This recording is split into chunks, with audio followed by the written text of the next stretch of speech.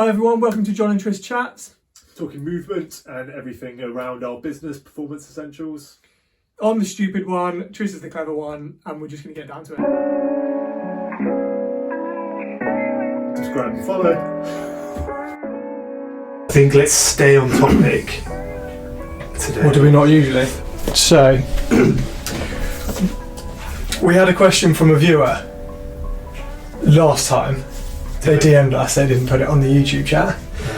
And they wanted to know a little bit more about the rib cage, because you mentioned it in a previous post about pelvis and the rib cage integration. I think, bold statement, I think the rib cage is the most overlooked thing in movement. Yeah. And even if it isn't overlooked, people's thoughts on the mechanics of the rib cage and the influence it has on movement is, in my view, warped. Underestimated, or they have a misconception, but actually... Yeah, I think they do. I think a lot of people have a misconception. Oh right, okay, rather than it's just ignored. A little bit of both. First of all, again, I think, like anything, it can go through it goes through a continuum of movement. A lot of people will call this different things, but I like to stick to internal rotation and external rotation, or internal rotation being compression. So if you think about like your rib cage down and tight to your body, depression,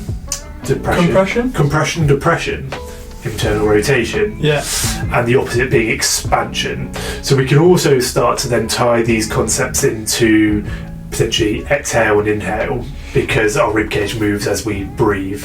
So an exhale being kind of compression and internal rotation, and then inhalation as we get expansion in our lungs and therefore our rib cage, that's expansion and external rotation. Yeah, I was going to ask. Yeah.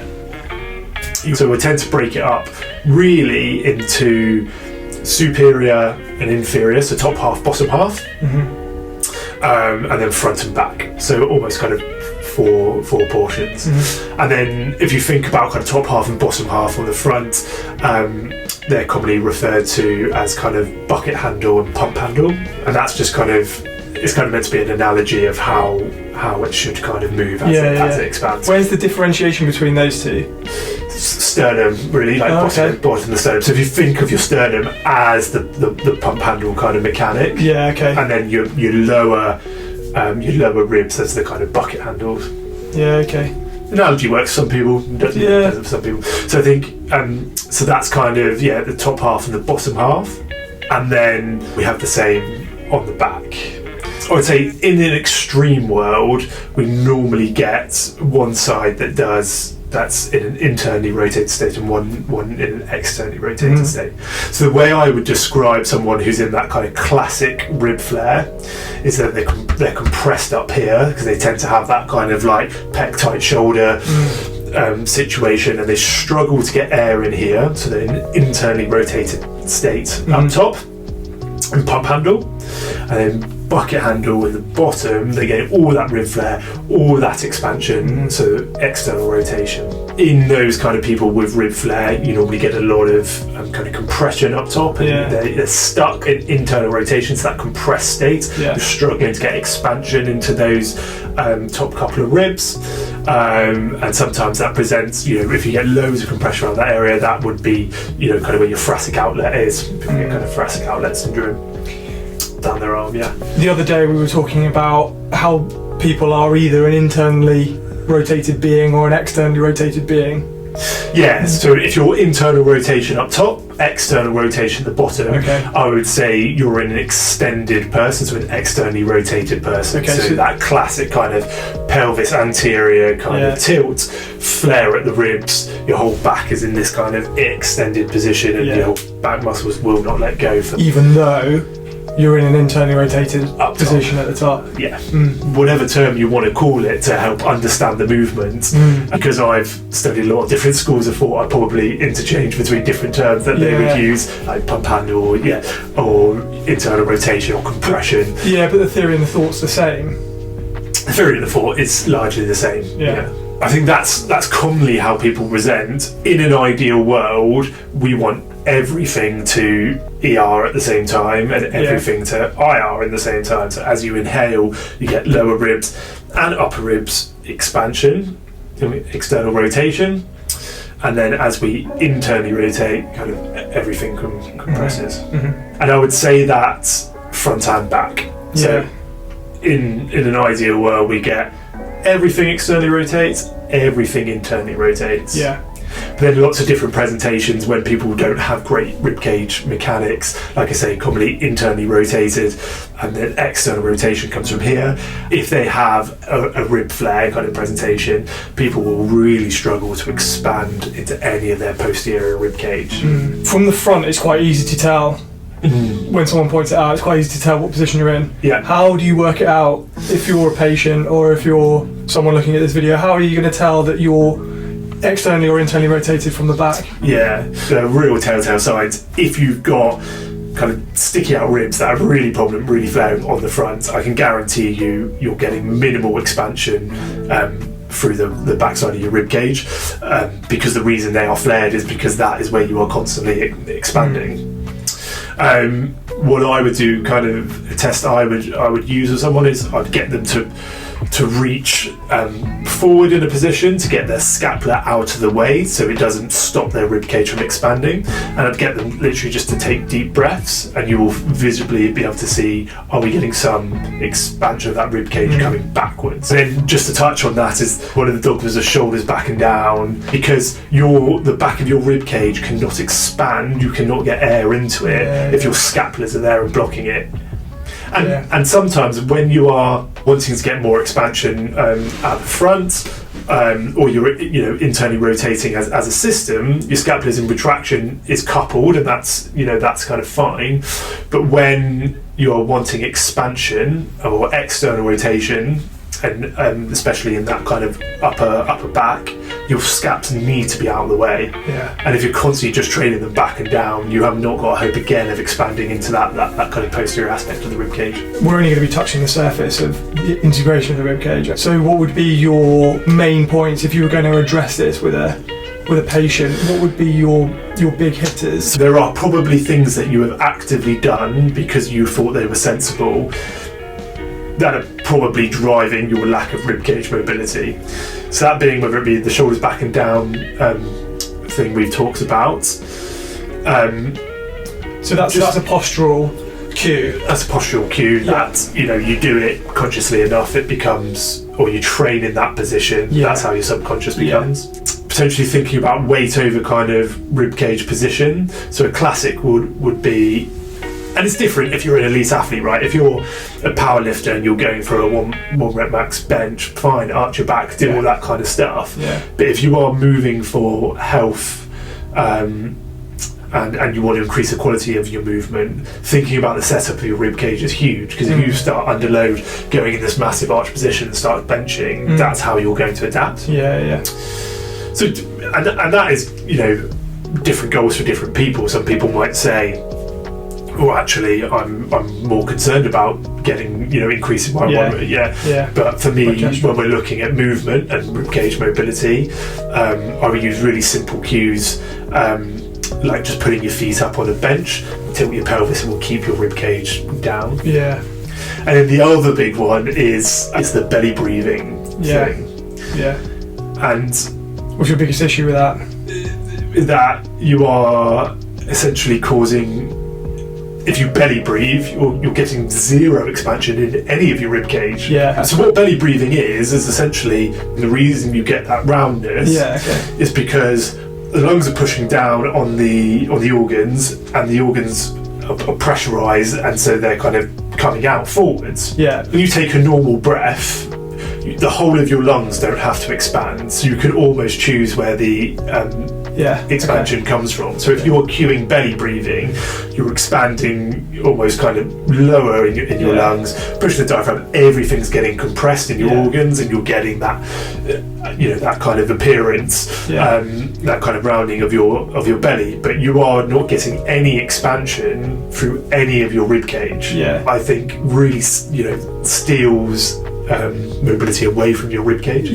So we kind of talked about kind of down in the belly region and that kind of school of thought.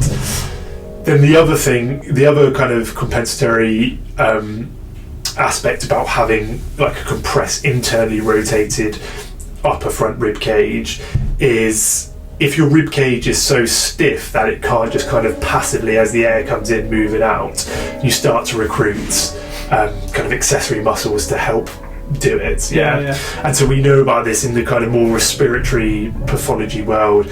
People that have been smoking all their life, got COPD, you see like their SCMs, like their scalenes and everything starting to really work at big thick necks, because every single breath they take, their SCMs are essentially having to deadlift the top of their rib cage, pull it up, because and their rib cage is so stiff. But in that case, it's because it needs all the help it can because their lungs are so bad at expanding. But that can happen, not in respiratory pathology. That can just happen if you are so stiff here and we need some expansion, and you can't do it passively because your rib cage doesn't have the movement. You are going to start recruiting everything here to essentially help in pulling that chest up to get the breath in, especially when you are doing more strenuous things, maybe not necessarily just sitting here, but even just walking, as you need to increase your oxygen that's coming into your lungs. You're going to start to recruit all this. And so always someone comes through with neck pain, the first thing I'm looking at is, why is your neck working all day? How does your rib cage move? That's really interesting. If you look at like the PRI guys and things like that, a lot of their exercises would maybe be argue that are fairly low level and breathing focused. And I think there is definitely a place for a breathing exercise in your kind of warm up and such like that, but we've got to incorporate higher loads into that eventually. Like basic breathing drills can start to teach, when you're very, very stiff, start to get some sort of expansion and start to teach your body that's how we want to move. And when that's the case, it's all about the setup. So air's going to take the path of least resistance.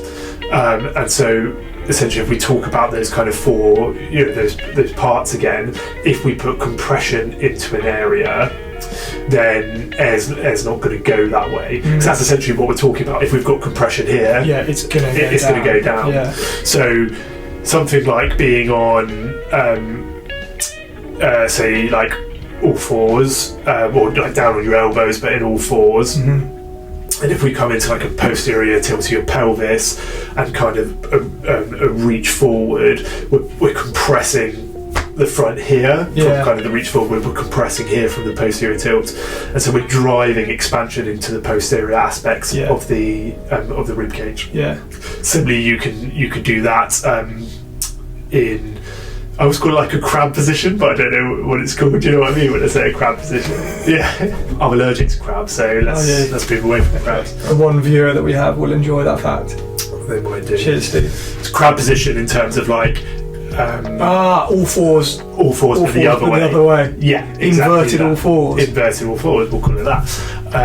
I prefer crab position. That's exactly my question. We've spoken about posterior expansion. How do we get that anterior expansion? So basically the opposite. So with that, you can still kind of keep a real like oblique engagement and posterior tilt in that position, but then as our shoulders come into that extension and our chest opens up, we're going to get compression at the back because the scapulars are retracted and coming together. The path of least resistance is kind of pump handle. I think as always, stop doing the things that are making it worse, whether that going to be for your bodybuilders, shoulders backward down, or like arching your back crazy amounts when you're pressing. Maybe for more of the yogis, it's kind of a full process around belly breathing and things like that. And then where do we want that expansion? Where are you lacking? And you will see two different kind of archetypes, and the more you look at it, the more you can pick it out. And for your, if you think about, I don't want to be too stereotypical, but if you think about your bodybuilder, like kind of, and you have that like extended like anterior tilt, chest up here kind of thing, you just know before you even assess them they're getting no posterior expansion through the rib cage, and that's likely what's going to be the lowest hanging fruit. And normally you will fit one side or the other. Normally you need either a kind of pump handle expansion, or you need kind of posterior expansion. The people that work at a desk most of their day are probably going to be the opposite, right? And that classic, I'm not going to go down this rabbit hole, but what people think of poor posture, which I probably don't agree with a lot of why people think it's poor posture, but those people probably something they are after is pump handle expansion. Yeah. And then I'd say there's probably 3 categories. There are the priority of we need pump handle, there's the priority of we need posterior expansion, and then there is a priority of really not thinking front and back, but they are just kind of compressed in the whole of their upper rib cage. Okay. So lower rib cage gets loads of mobility, and the whole upper rib cage is stiff. And I would say people that fall into that category cue themselves into it. It's probably normally people that start with just pump handle, and then to try and fix their pump handle, they do a load of like scapular retraction exercises, and then they just kind of compress the backside of their upper ribs as well. So the whole top. It becomes like a real like cone almost of tension. And they just need expansion here.